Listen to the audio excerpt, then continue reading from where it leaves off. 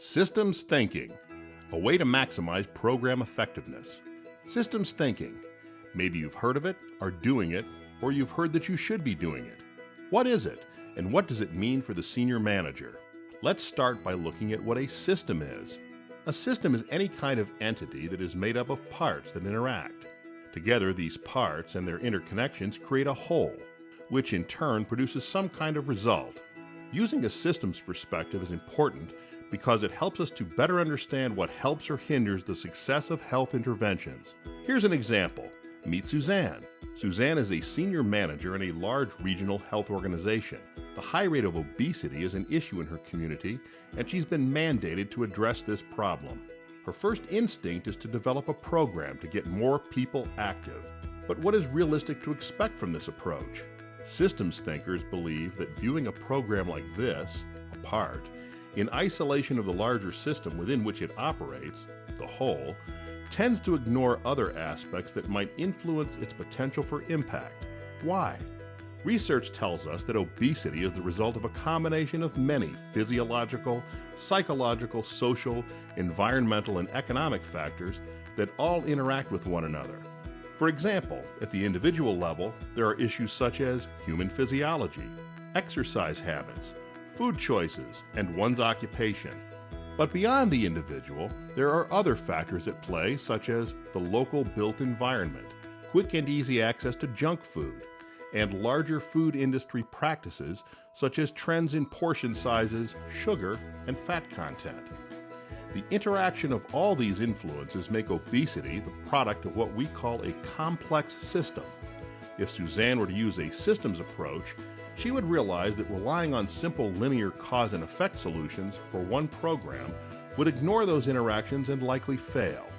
While Suzanne's staff at the program level have a tendency to think only within the boundaries of their program, senior managers and planners like Suzanne are in a unique position to do what systems thinkers call zooming out.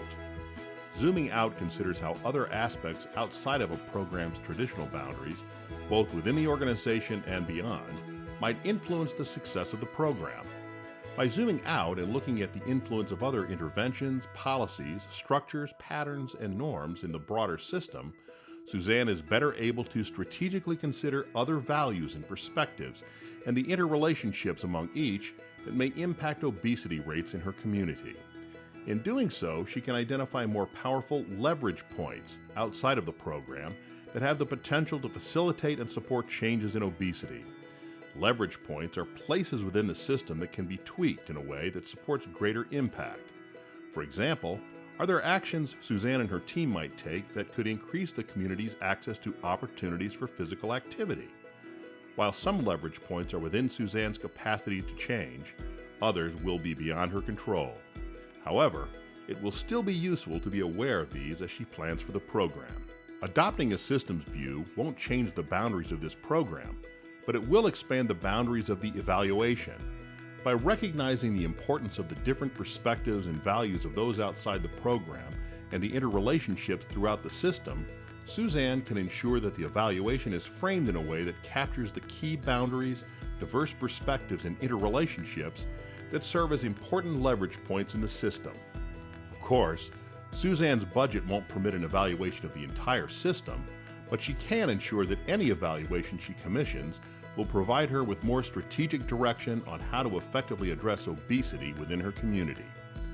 For example, in addition to recommendations for improving the program, the results of the evaluation might indicate opportunities for new partnerships or external policy change. If her community has poor walking and cycling infrastructure, where might she and her team advocate? Or who could they collaborate with to make changes? By asking these questions, Suzanne is finding that using a systems approach helps her focus on the broader issue of obesity in her community instead of a single program in her organization. She gains a better understanding of what external factors are influencing the program's success and can set more reasonable expectations of what it can accomplish. She's also learning what needs to change both within and outside of the program to better maximize her organization's effectiveness. Many now believe that a systems approach holds the most promise for addressing complex health problems like obesity, which is not only good for Suzanne, but good for everyone.